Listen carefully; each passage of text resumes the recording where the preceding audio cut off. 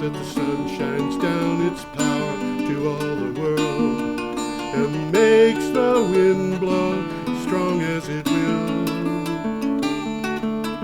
I wonder how gentle rains can fall upon the land, so lovely earth can stay lovely still.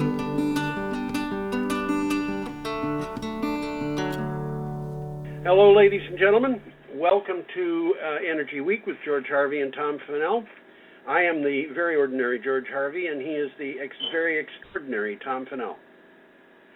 This is Energy Week number 399. That's right. It's Energy Week number 399. I forgot to say that. And by the way, Tom and I put a lot of time into this show, and I don't know how many, but it's a lot of hours every week. And one thing that we really could use is some help from our viewers, because we need to have some money donated to Brattleboro TV, BC TV, BrattleboroTV.org. And if anybody out there would be willing to help out, they could go to BrattleboroTV.org, and in the upper right-hand corner in the screen, you'll see a thing about sharing community programming. Click on that, and then decide, how much you're going to give, and tell BCTV in the area where you can put a note in for extra notes that this is for Energy Week, so it would get credited to our account, because otherwise I'm going to have to come up with several $100s to keep the show going. And I will promise that I will not send you a book, because when I tried to send people books, we got no donations. So when you don't try to send no books, you're hoping you will get donations. I just published a book. If you'd like to know what it is, it's called Where Heaven and Earth Meets. Where Heaven and Earth Meet. I'm going to read the back cover of this because I think people might have fun with it. This is a story of two friends chatting on a porch of a hardware store in Gorse, Nebraska on a summer evening in 1904. It is also a story about the lifetimes of the Hindu god Vishnu. It's a story about failure, remorse, love, and celebration. August Altmann was the owner of the hardware store and the lay reader in the local Episcopal chapel, but he had never traveled and his education was indifferent. By contrast, Justice Fowler was an attorney educated at Yale who studied Eastern religions. Nevertheless, it was August who told Justice the stories about the Hindu god Vishnu. There were stories he had known since he was a child. While Justice's reaction to what he was hearing ranged from disbelief to negative sarcasm, it turned out that, much to his surprise, for just about everyone else in town, the story was a reason to light a bonfire and spend the night dancing. And anybody who wants that book, if you donate plenty of money and say you want it, I'll certainly send it to you, but I'm not going to send it to anybody who hasn't asked, so you don't have to be afraid that I will get it off to you. How about that? Anyway, every day I look for energy news and climate change news, and I put it up at my blog, geoharvey.com, and people who go there can read about what's going on. I usually have 10 to 15 articles. I've posted, I think, 41,000 links already. I've been doing this since 2012. Once a week, Tom and I get together and we talk about the most interesting articles of the week, and that's what we're doing now. And you can see the discussion that we have, what I call our script, although it isn't really much of a script, which is something you can download from. You can get a link at the places where this show is loaded, and also you can find the video file. You can see that also, and we tell you what days these news items come from, so you can go to geoharvey.com and see them there. Click on the calendar for the appropriate day, and you can read about it. Some of them are definitely worth reading. Some of them are, absolutely. Some of them are long. But they got a lot of information in them, and it's interesting information. Yes, it is. Yes, it is. So do you want to get going, Tom? Well, if we have to look at the skyline of New York City, yes. Okay, I think that's looking north. That would make that sunrise. What's that? I think that picture is looking north, which would make that a sunrise. I think you're probably right. Yeah.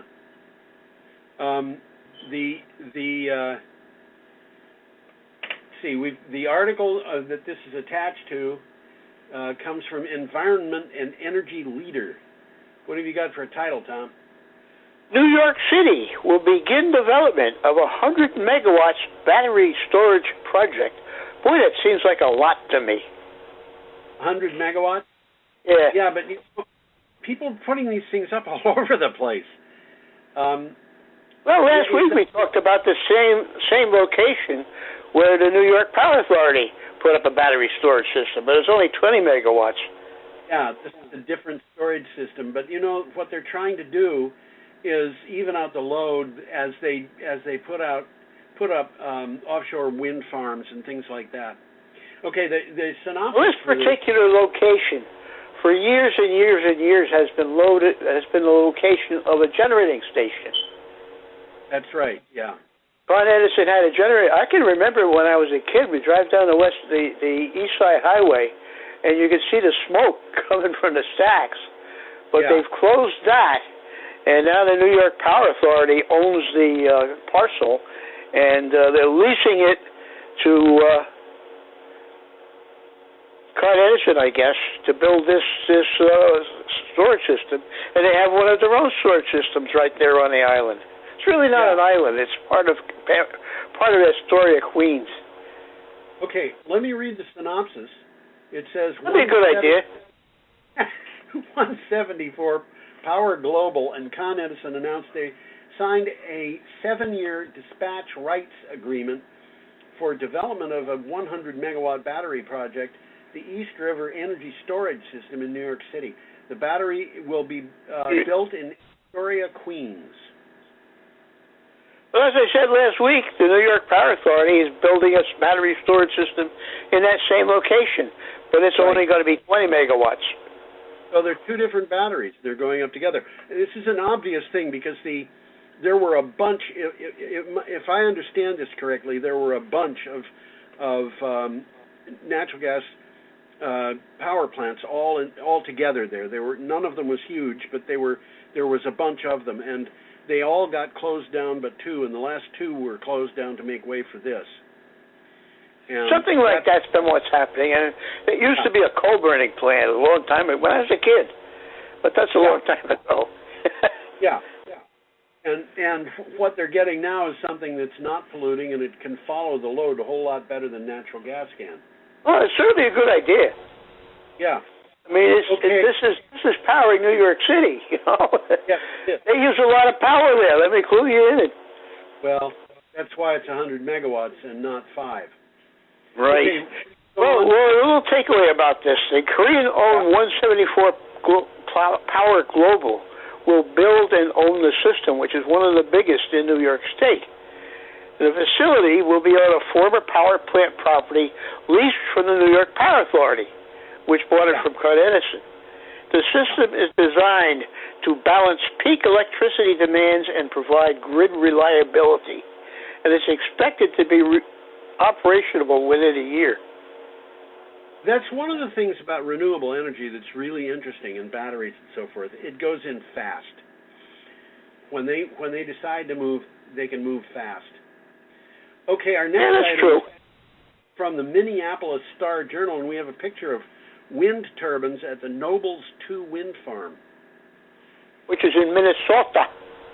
Minnesota. As they're going to tell us, Minnesota Power reaches 50% renewable energy. Yep. With activation of the Nobles 2 wind farm in southwestern Minnesota, Duluth-based Minnesota Power announced it had reached its goal of 50% renewable energy. It is the first utility in the state to hit that renewable energy milestone, which it did ahead of its 2021 schedule. Well, Minnesota Power has idled or retired 7 out of its 9 coal-fired generators. Yeah. And the result of that is that every other light bulb across most of Minnesota is now powered exclusively by wind, solar, and hydro. And how do you tell the difference between the ones that are powered from renewables and the ones powered by coal? You have to look very carefully. Do you? Okay. No, the ones powered by coal generally emit blacker smoke.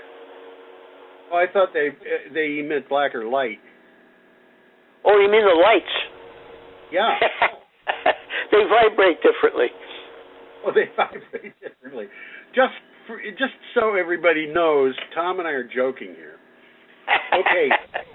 Should we go Everybody on? be going blind because they're looking at their light bulbs.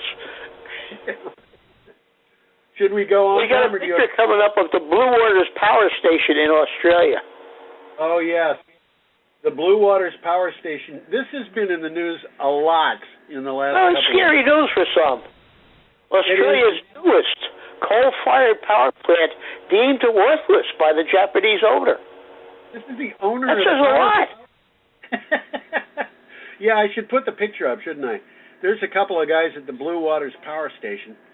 And this particular article is from The Guardian.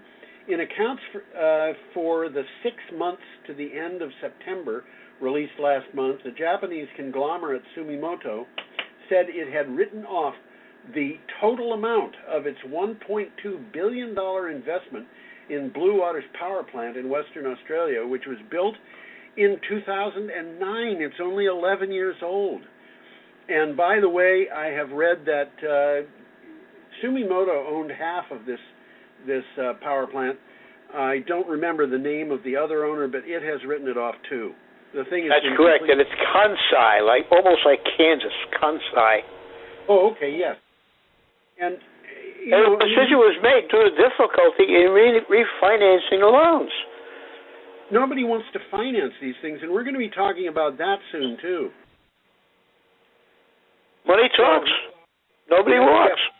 You got more on that, Tom, or should we go on? Well, Blue Waters, built in 2009, is Australia's newest coal-fired power plant. Yeah. Oh, it's sad. You put money into a coal-burning power plant at this point, you're throwing it away. Oh, absolutely. And I think the investment industry is well aware of that, which we have talked about and will talk about again. Yeah.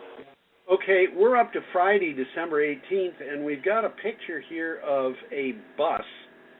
And Sort of a bus and a half, isn't it? Well, it is. This is a big bus. This is an articulated bus. Some of these articulated buses will carry 100 passengers, so they're big. But this one, I think this is this particular bus is in Hungary, but I'm not sure. It's in Poland. It's in Poland. There you go. Yeah, this is a Solaris rolls its 200,000th bus off the line. I think you misread that, Tom. 20,000. What did I say? 200? Yeah, 20,000. Thank you. Okay. Yes. My tongue got in the way of my IT, so I couldn't see what I was saying. Well, that happens when you get to be old, like you and me, over 45. This is from Clean Technica. Solaris, a leader in electric bus producers in Europe, has passed a major milestone. It just rolled its 20,000th bus off the production line. The bus was scheduled for the Solaris factory. I'm not going to try to pronounce the name of the town in Poland where it was produced. Solaris has been producing environmentally friendly buses in Poland since 1996. This is 20,000 buses produced by one Polish company. And I want to point out that, and I've said this before a lot, when Bloomberg NEF went to look for electric buses to do an inventory of them in the United States, they were able to find something like 650. This is one company in Poland that has built 20,000 of them, and the reason why they're building so many is because they are so inexpensive to run. Well, this is a 20,000th bus, not the 20,000th electric bus.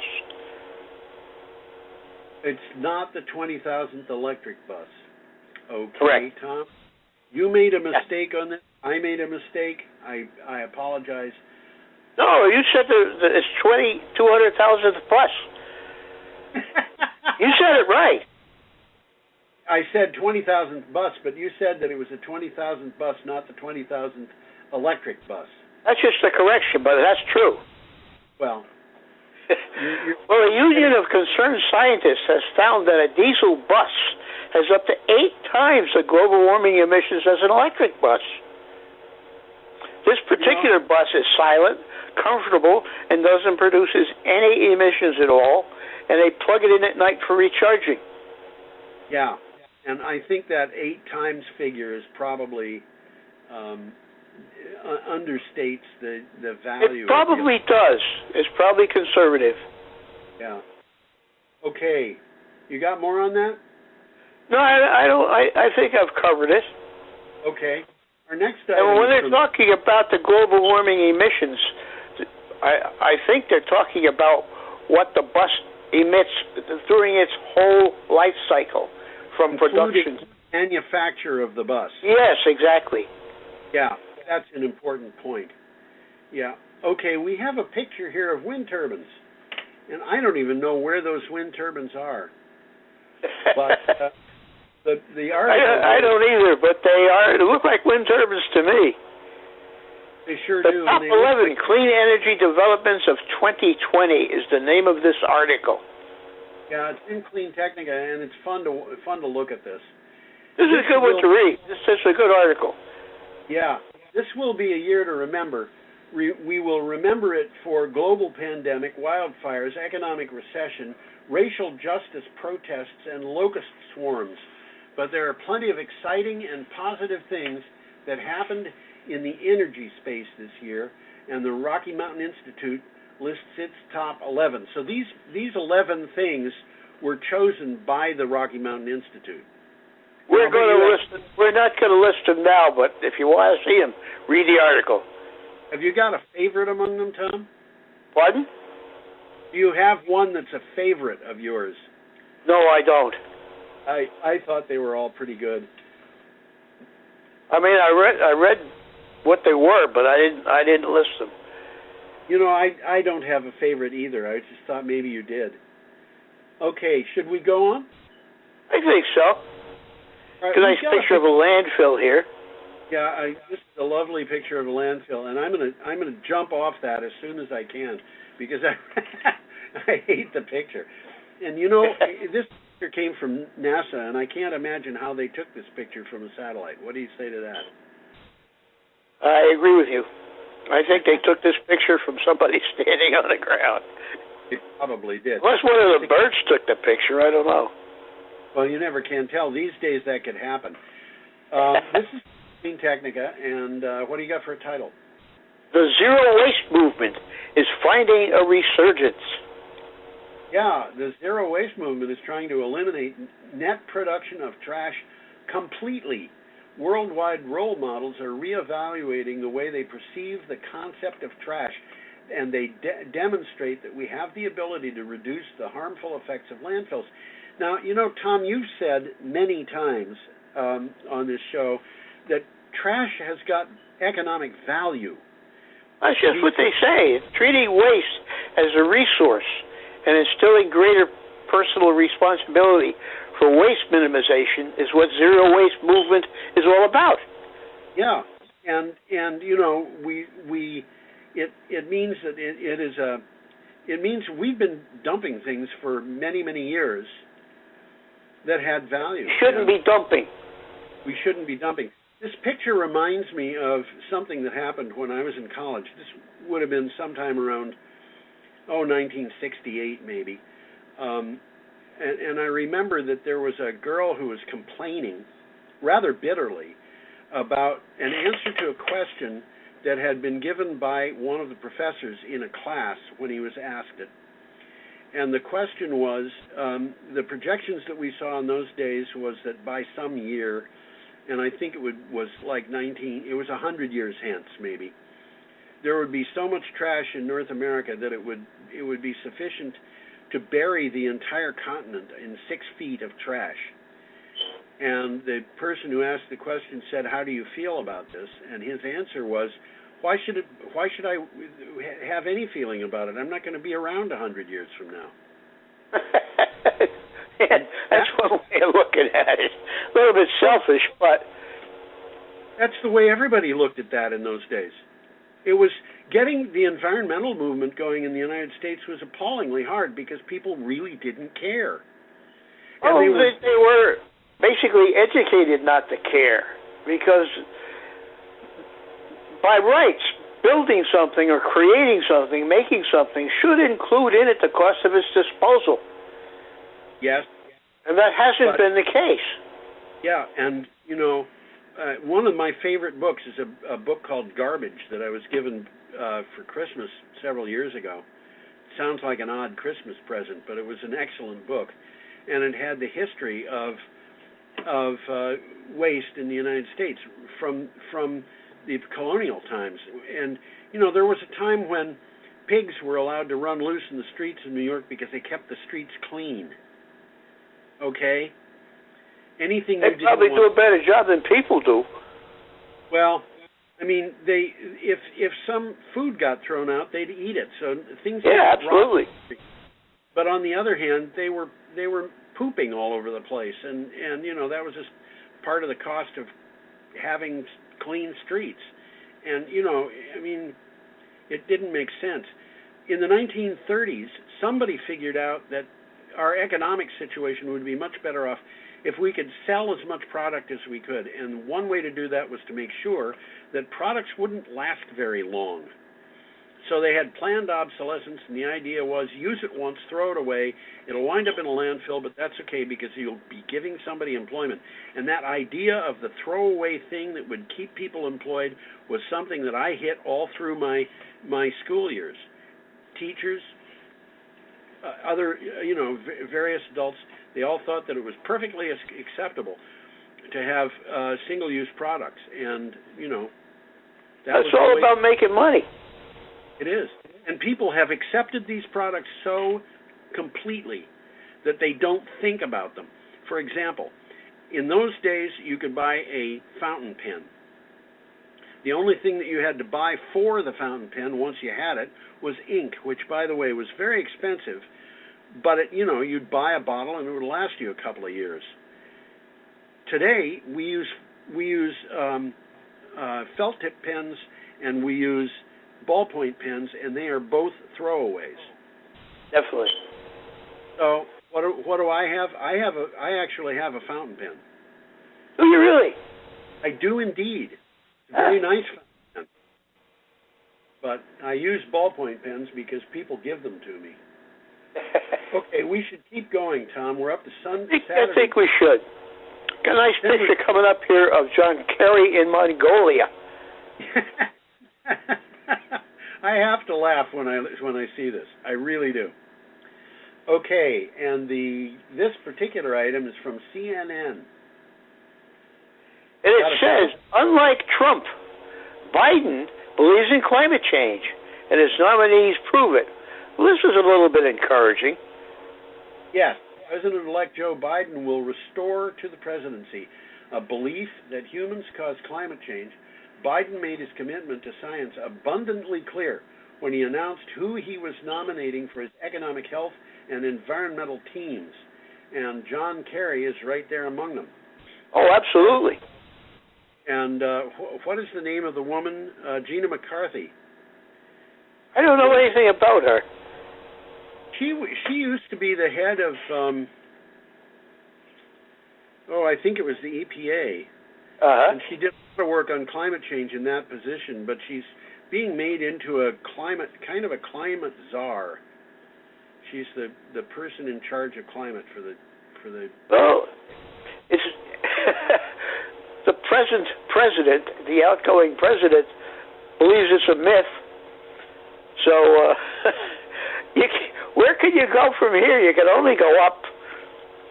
By the way, this is a good article. It was written by retired Senator Harry Reid. Yes, and there's a 2-minute video in it about Joe Biden's climate change plan. Yes. And it's worth looking at. Yes, I absolutely agree.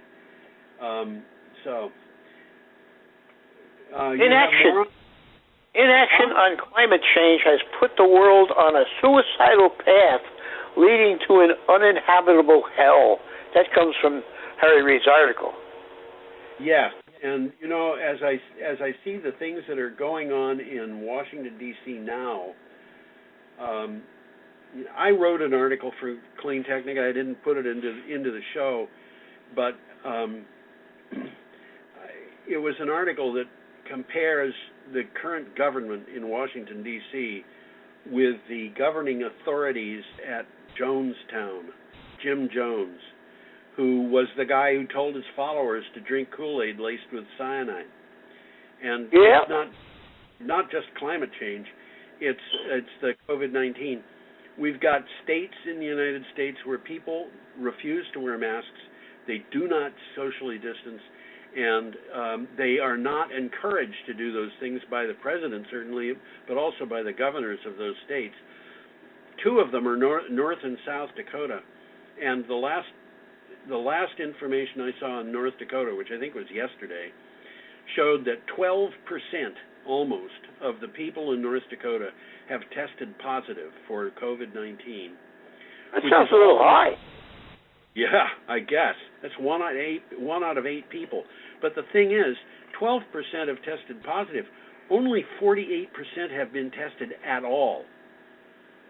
So it's 12% of 48%. It is. That means a quarter of the people tested have been positive. And these are people who are being told, don't worry about it. It's like the sniffles. And they're running out of... sniffles don't kill you. Yeah. They're running out of hospital space.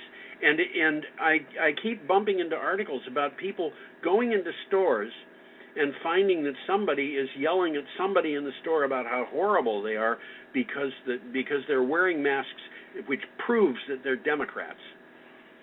I haven't heard that one. Oh, there are a lot of people who are really upset at Democrats and at anybody who wears a mask and at anybody who talks about carbon footprints. I mean, really, we're in a and the business of not wearing a mask, not socially distancing. Well, wearing a mask basically is for self-protection.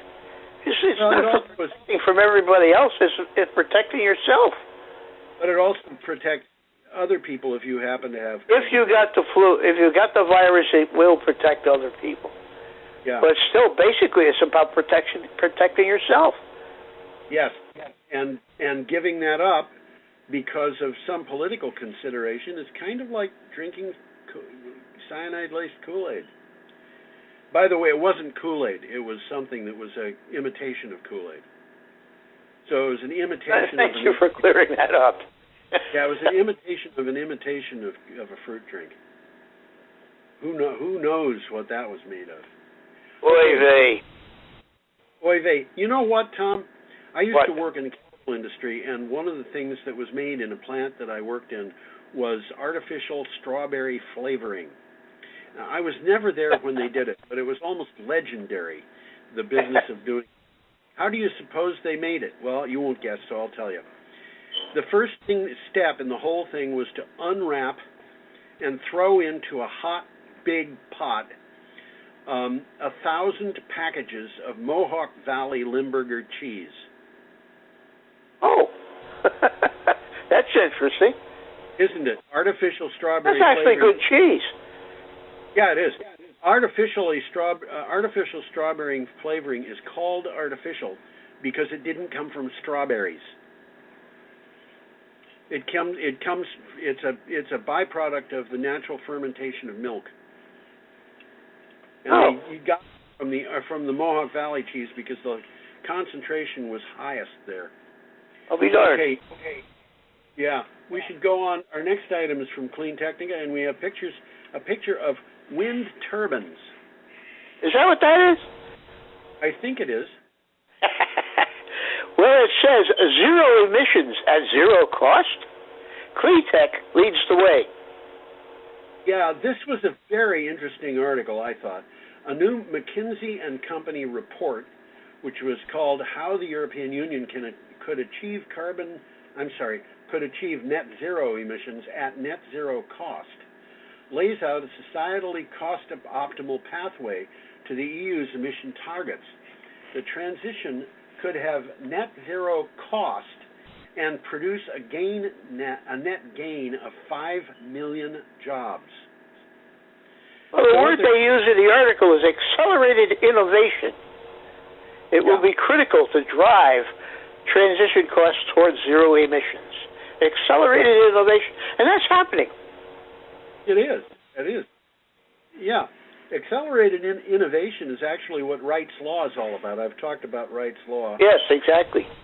A bunch of times, and the business of the cost keeps going down. And when I was a computer engineer in the 1990s, it was just mind-bogglingly hard to imagine that the cost of computers would go down from what it was at that point. But they just have kept going down. They're still going down. And they're getting smaller. Well, you got ones the size of a pack of cigarettes. Yeah, that's right. And, we've talked It's a good little computer. Yes, indeed it is. So, you want to go on, Tom? Yeah, I think we do. We got a nice picture here of a convoy of buses. There's the convoy of buses. There's only about It's 2 miles long. Yeah, there's only about a dozen buses in view here. But this convoy had 2. It goes all the way back. Like I said, it's 2 miles long. Yeah, it goes back to the next town and then some. Yeah, this is from Inside EVs. And what do you have for a title? BYD delivers 246 e-buses. These are all electric buses to the Netherlands. Yeah, BYD has just delivered the initial 246 all-electric buses of Europe's largest ever electric bus order to the transit company Keolis for routes in the Netherlands. The order was placed in December 2019. The buses were built in a BYD assembly plant in Hungary. BYD also has a facility in France, but BYD is a very big Chinese company. The Chinese company, and believe it or not, it means build your dreams. Yeah, and again, the Bloomberg census of buses showed 650 or so in the United States. This is 246 electric buses going to one company for use in one very small country. There's a 3-minute video at this website showing these buses as they tour through the countryside. Yeah. I can't imagine that it wouldn't be far more comfortable to ride in one of these things than in a diesel-powered bus. Well, they described the bus in the article. They're nice buses, let me tell you. Yeah. These aren't built on the cheap. They're nice buses. They're well appointed. They are indeed, but they're very, very inexpensive to run, and that is the really important. That's key. To run it and also to maintain. To run and maintain, yes, indeed. Okay, we're up to Sunday, December 20th. By the way, today's show will be 6 days instead of 7, and I'm not sure what we're going to do about our next show. It might be that Tom and I might try to do it, be just the two of us over the phone, but we're not going to be doing it today. That's right, and we're not going to be able to do one with BCTV involved in production until about 2 weeks from now. Oh, I didn't hear that, but I can deal with it. Yeah. Well, let's take a look. That's the picture of the Lloyds of London headquarters. When I saw this picture with all those pipes running around, I thought this must be some kind of industrial plant. It looks like it, doesn't it? Sure does. That's modern architecture. Well, Donald Trump signed an order saying that modern architecture could not be used in federal buildings. Are you kidding me? No, he did that yesterday. And boy. This. So everything's got to look like the Capitol building, huh? Yeah, I worked in Washington, D.C. I got very tired of that. It's all very grand and self-important. But I wouldn't want to have the Supreme Court meeting in a building that looks like this. Anyway. It loses its panache. Yeah, I guess. This article comes from... is it panache? Huh? Or is that pronounced panache? I don't know, but I found out something, and that is that the thing that you put food in to heat it up quickly is called a microwave.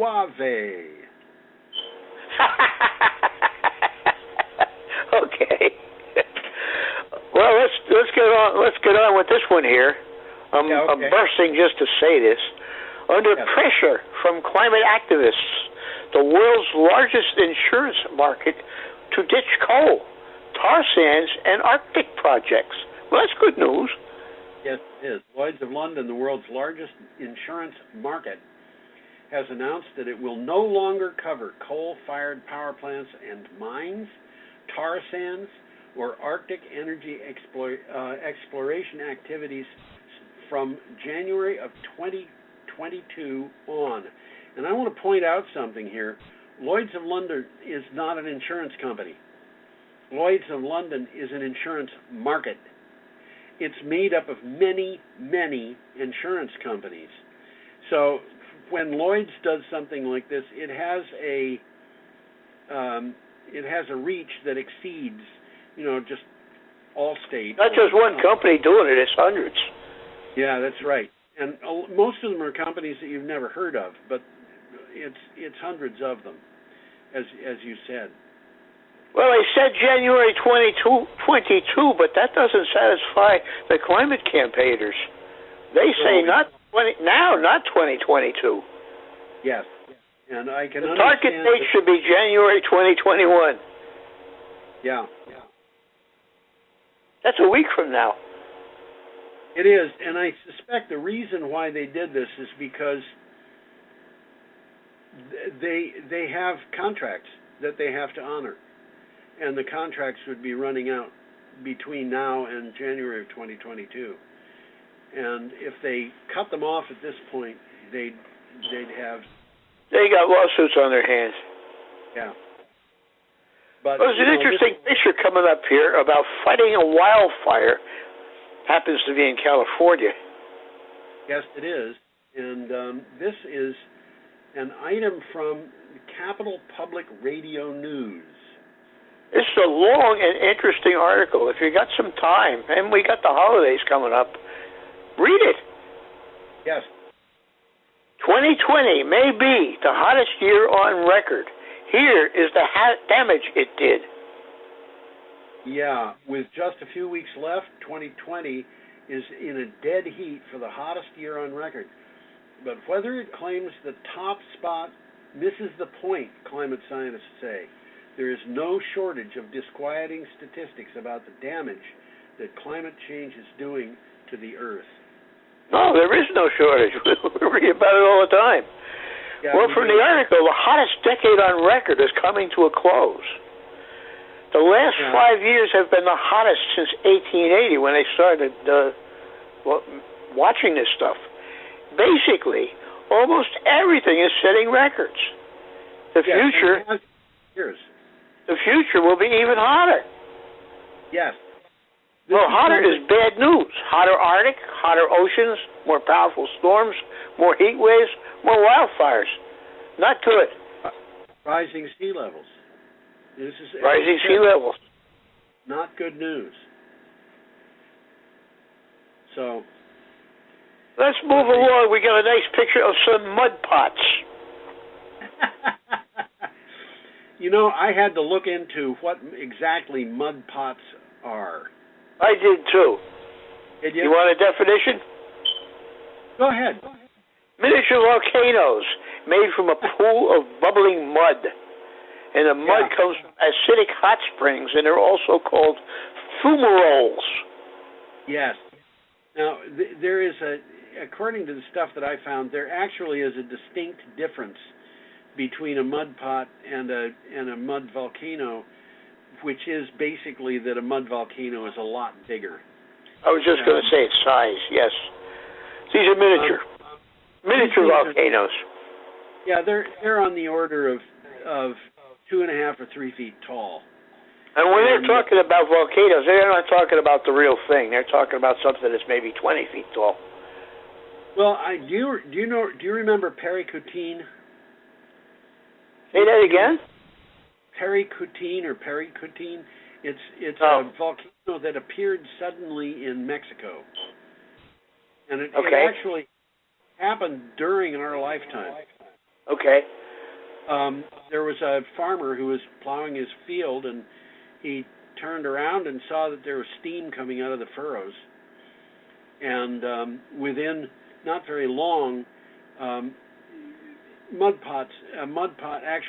volcano formed, and it just got bigger and bigger. And then instead of throwing mud around, which the difference between a mud volcano and a regular volcano is mud volcanoes throw mud, it started throwing lava, and now I think it's something like 8,000 feet tall, and it's buried a couple of villages. And that's all happened. There's another one did that on an island near Indonesia, or in Indonesia. Okay. But that actually started out as a mud volcano, and it was, I don't know how tall as a mud volcano. It wasn't all that tall, but it was bigger than these things. Anyway, what do we got here for an article? This comes from Quartz. Geothermal energy, the forgotten renewable, has finally arrived. This, again, is a long, interesting article. It is an interesting article. Below the land, at the edge of the Salton Sea, which is an inland the shallow saline lake at the southern end of California.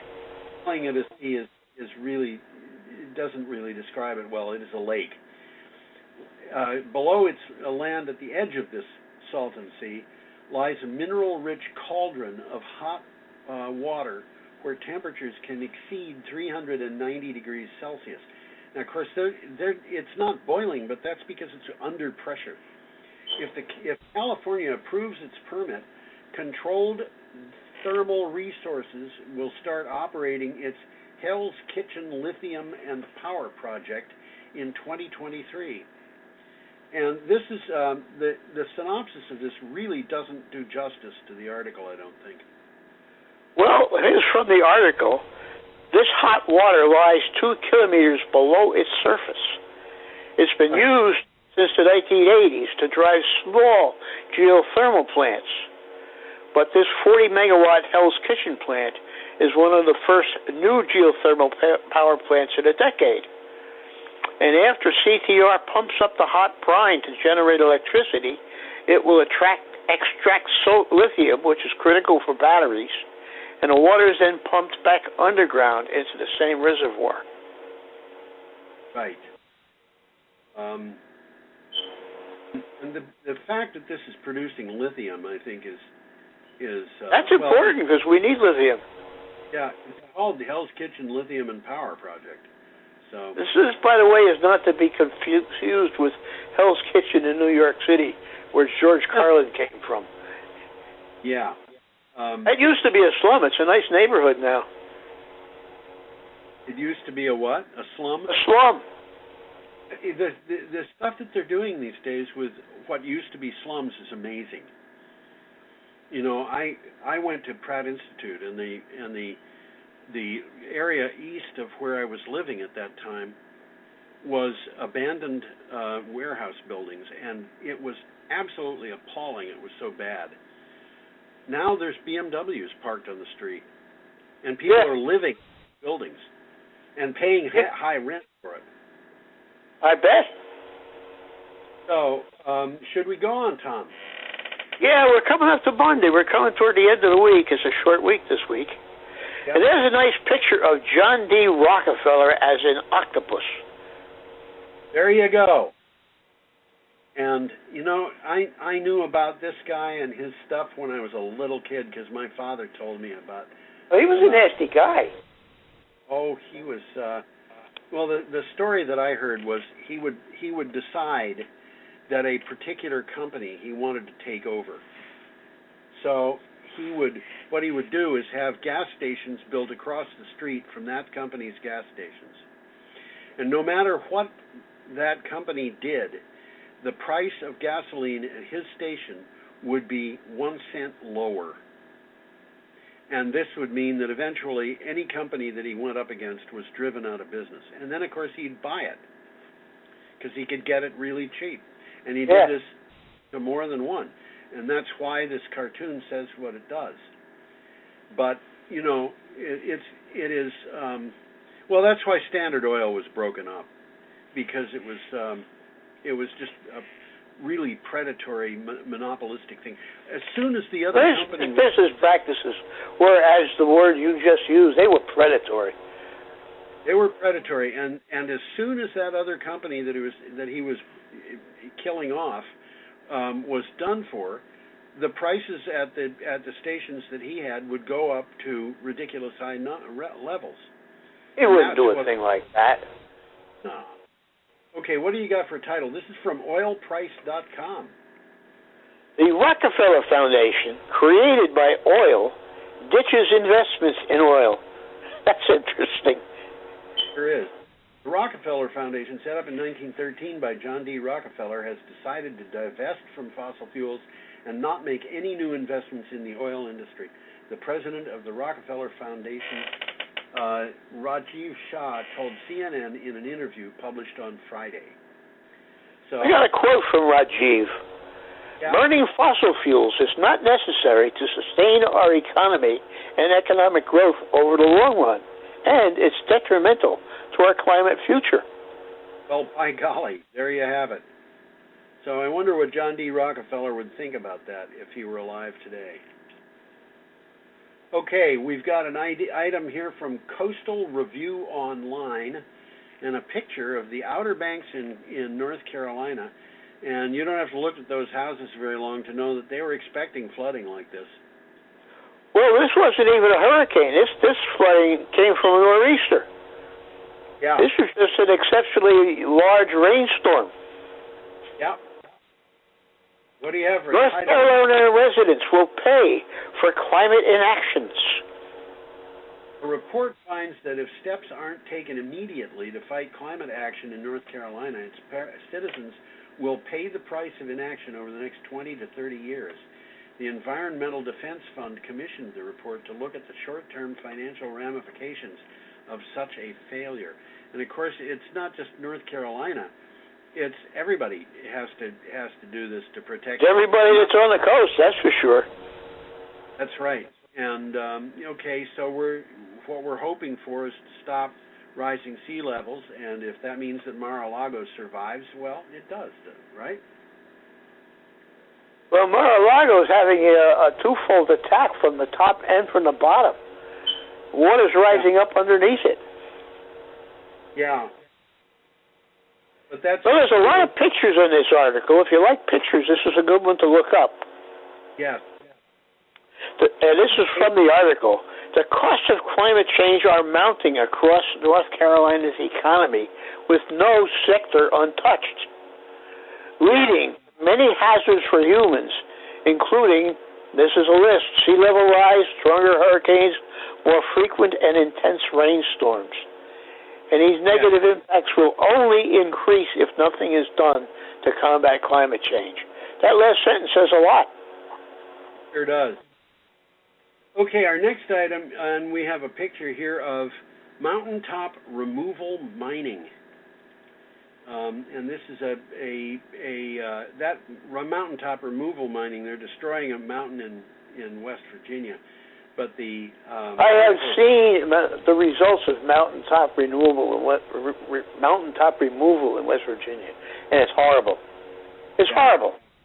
Yeah. I mean, this is an area that looks very much like Vermont, but the valleys are real filled with rocks from the top of the mountain. And the tops of the mountains aren't there anymore. They're not there anymore. Okay, this is from the Flathead Beacon, and the state where this is happening is Montana. So what do you have for a title for the article, Tom? Montana regulators force a $285 million cleanup bond on a coal company. That's interesting. Yes, isn't it?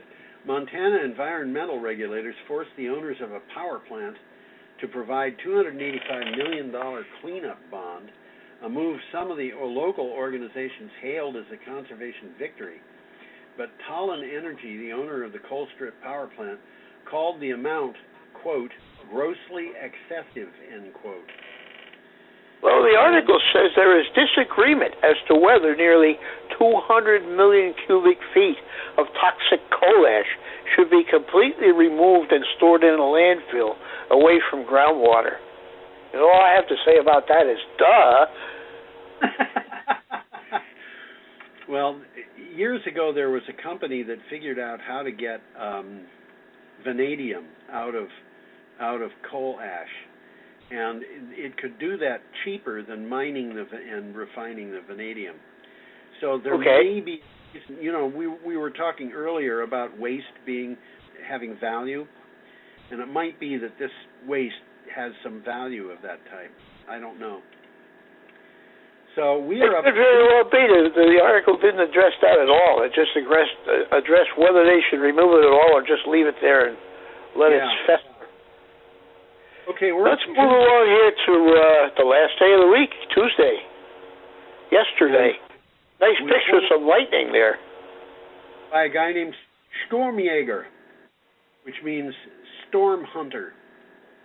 Is that what it means, huh? Okay. The Biden administration must double down on science. And this came from the Scientific American, so you know it's scientific. I suppose that's true. As President-elect Biden takes office, he will assume leadership of the U.S. government's scientific enterprise. Once the envy of the world, it has been battered and marginalized for the last 4 years, as the Trump administration steadfastly refused to follow the lead of science. And that's something, I think we have not heard the end of that yet. I'm expecting that there's going to be some really... There'll be a lot of debate about this.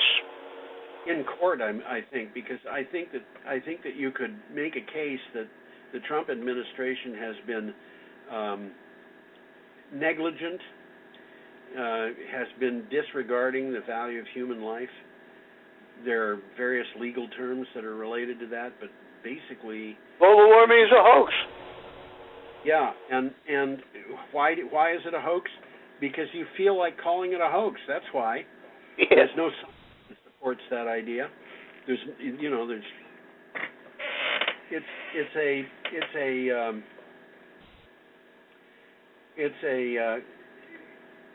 area of law. You have things like depraved indifference to human life is something that is legally defined, and if you can show that somebody died, even if you didn't intend it, and you were indifferent in a depraved manner to the human life, that redefines that as murder. And honestly, I think that there are people in the Trump administration who might be hauled up in court for murder because people have died from climate change, from COVID-19, and so forth. COVID-19 has killed more Americans than died in combat in any war. Wow. That's an interesting statistic. Kind of puts it in balance, doesn't it? It sure does. More Americans have been killed in 9 months of COVID-19 than American service personnel killed in the entire 4 years, almost 4 years, of the Second World War, that we were in the Second World War. Wow. Well, from the article, if 2020 has come with any lessons, it's that trust in science makes the difference between incalculable human suffering and a future in which we thrive. Yes, I think that's absolutely true. We can thrive. The future has the possibility of being better than where we have been recently. Okay, our next item comes from Gulf News, and this is one that I found particularly interesting because of the numbers. Well, that's an interesting picture because that could be anywhere. It happens to be in Oklahoma. the United Arab Emirates. Yeah, it could be. The world's biggest solar power plant project in Abu Dhabi secures funding. Well, the world's biggest seems to change by the week. Yeah, but the cost of electricity from the project is going down. Kind of. It's incredibly low. They say that. Well, you're going to just say exactly that. Yeah. The synopsis says the funding is now in place for the world's biggest solar power project, which is being built in Abu Dhabi. The 2 gigawatt Al Dhafra solar photovoltaic facility is about 35 kilometers away from Abu Dhabi City. The project will provide electricity at a price of 1.32 cents per kilowatt hour. That's pretty cheap, guys. How much are you paying for electricity here in Brattleboro? It's just under 20 cents a kilowatt hour, isn't it? I keep thinking, as I see this, yes, you're right, Tom. As I see this, I keep thinking that Vermont Yankee came to the state of Vermont looking for a new contract, and it said, we will offer you power at a price you cannot refuse, which was 6.5 cents per kilowatt hour. And which they refused. Huh? Which they refused. Which they refused. They get it for less. They got it from less from Hydro-Quebec. They got it for 6 cents. This is 1.32 cents. Yeah. Okay? There you go. That'll wake you up, won't it? Yeah, it'll do just fine. And now we're up to our last article, which is from a publication called Concrete Products. And what we have is a picture of the Nucor Steel, Texas facility. Well, Nucor makes rebars. Yeah. Reinforcing steel for concrete. Right. So this is the rebar leader Nucor switches to renewable energy for its Texas operations. The top concrete reinforcing steel producer and rebar fabricator has signed a 15-year virtual power purchase agreement with EDF Renewables North America for 250 megawatts of solar energy in Texas. Construction is scheduled to begin in mid-2022. Well, this agreement represents the steel industry's largest electricity procurement vehicle of its kind. Yeah. So this is pretty significant. It is. 250 megawatts is a lot of electricity. That's, you could fry a lot of eggs with that. More than I'd like to eat. I love eggs, but there's no way I could do that. Okay, we are at the end of our week. It was a good week. We had some good articles. Wish for everybody, which is have an utterly awesome week. And Tom and I hope that you come back and watch us again, and we'll just have to figure out whether we're going to be able to do a show next week or not. But we will be here for our 400th show, if it is at all humanly possible, either next week or we're hoping we'll have our 400th week show. The only question is, when will it be? That's right. Yeah. And it'll be either next week or the week after. So we hope you have a wonderful holiday, and don't eat too much. By the time everybody sees it, that'll be too late. You have to put it in the past. We hope you had a wonderful holiday. Well, the holidays continue until after. That's true, they do. That's true, they do. Yeah. So, I mean, there's Boxing Day, the day after Christmas, and I don't know why it's called Boxing Day, but it is. It has nothing to do with the sport. It has to do with the Christmas tree boxes. Something like that, or gifts given to servants, or something. I don't know. Something like that. Yes, it's a British thing. It is. So we hope you all have an utterly awesome week, and come back and see us. And Tom, goodbye for the time being. Adios. See you later. Bye.